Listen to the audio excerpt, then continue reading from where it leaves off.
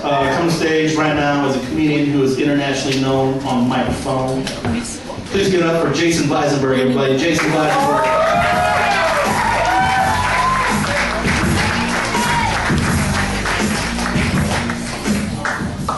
Joey Bronson! I don't know if any of you caught his name, but that was what it was. How's everyone doing tonight? You guys good? No one's gonna ask how I'm doing. How you doing? Thank you for asking. God, people are polite these days. Okay. I'm doing very well, actually, but I get a lot of pressure from the family that I should pursue further education. They keep telling me I should go to grad school. Keep going to grad school. Keep getting your education. Those tests you have to take to get into grad school, they're culturally biased.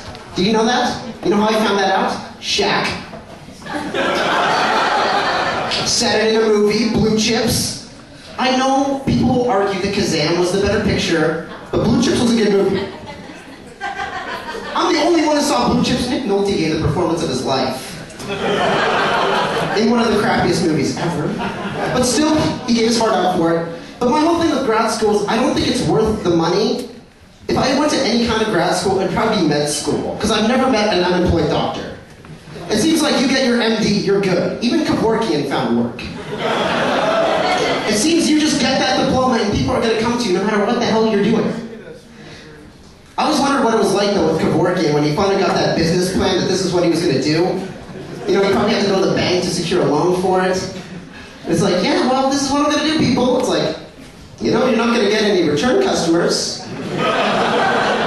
And what's that like socially, you know, when he's discussing business at the golf course? It's like, yeah, it's been a little slow. I don't know why people are sort of turned off. The few people I get, they don't give me any good reviews or anything. But it's funny because my cousin, he is a doctor, but not one of those MD. He's one of those English doctors. So he can't tell me about like my knee or anything, but he could quote me every metaphor in one fish, two fish, red fish, blue fish. Yeah, not really worth it at all. Yeah, you can tell I got good self-esteem, right? Well, if my self-esteem wasn't any better, I would have hired an acting coach. Because I now pay somebody to put me down. I didn't get like this on my own. Actually, I did, but as soon as I was up, I called her. She was good. She always complains she doesn't have enough money. I'm just happy she charges me by the line I auditioned for. Because I get a lot of non-speaking parts. So it's very easy, you know. Or sometimes I get those, no! So she has to coach that. She has to, you know, coach me through the whole thing, but she only gets money for the no. But no, I'm not the most special child in my family. I've kind of given up on trying. It's my dog.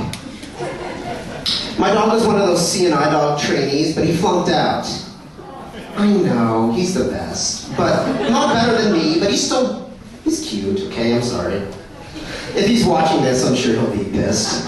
But he flunked out of guide dog school, and now he's like more spoiled than ever. He sleeps on the couch, he chills all day. Can you imagine if this was any of you after you flunked out of college? Do you think your parents would just let you crash on the couch? Do you think they'd feed you twice a day? I had a cracker. Maybe take you for a walk? Not without giving you a lot of bullshit. God, Scott's got the good life. He works harder than I do, too. He still manages to keep 2 jobs. I've had a hard enough time with this one. Yeah, it wasn't easy. But I made it here, right?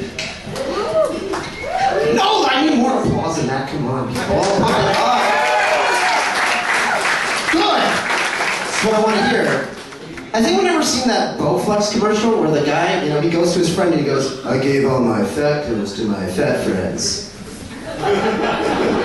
What does his friend think when he finally sees this commercial? Like maybe he got his confidence, you know, the friend's got all these new clothes, maybe he's got a girlfriend, maybe he's got his life together, and then one day he's watching TV and all he sees is, oh shit. And then that makes me paranoid when my friends give me gifts now. Like I think whenever my friends are gonna give me something, they're looking in the mirror like, I give all my Star Wars DVDs to my pathetic friends. It's messed up. No one gives anyone gifts anymore. Big ups for Star Wars. If anyone doesn't like Star Wars, get the hell out of here, please. Just making sure. Okay, everyone likes Star Wars. Cool. Prequel trilogy, though, for you? Yeah, sad. Not informed. But yeah, in case you didn't notice from looking at me, a big basketball player. Or at least I dress like one. Either way, I'm content. But one of my favorite players growing up was on my hometown team, the Portland Trail Blazers. A man by the name of Rasheed Wallace. I don't know if anyone's heard of him, but this guy had his first kid at the age of 13. I think he was definitely at different bar mitzvah parties than I was. Not even close. Any travelers here? Anyone like to travel? Do you remember back in the day, they don't do this shit anymore now that there's the internet, but do you remember like guest books? Like every hotel you had would have this guest book and people would like write a little story and sign it. The weirdest one I ever saw in my life, my brother and I, we saw it. The guy goes, this cabin was great. I slept like a baby and peed twice. Strangely enough, he didn't know where. Any music fans? Obviously, of course. I'm asking these simple questions just to weed out the psychopaths. You know, someone's like, no, I don't like music. It's like, oh, you should go to the home. But have you ever heard these punk ass, these Jonas Brothers? Yeah, God, they're ridiculous. They have this one song, it's called The Year 3000. And the lyric goes, I've been to the year 3000.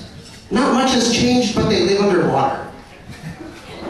I think that's a pretty significant change. I think that would have been noted before the Jonas Brothers. But I'm going to leave you on this one. You know, we're going to have a great show tonight without me for the rest of it. I'm sorry, I have to go. Contractual stuff. But have you noticed there's going to be a diverse group of comedians. I was chilling with some of them in the back. Have you noticed that you've never ever seen a Scientologist comedian?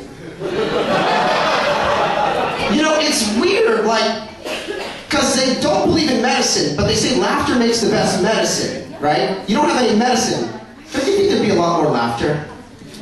I'm Visenberg. Thank you all so much. Enjoy the rest of your show.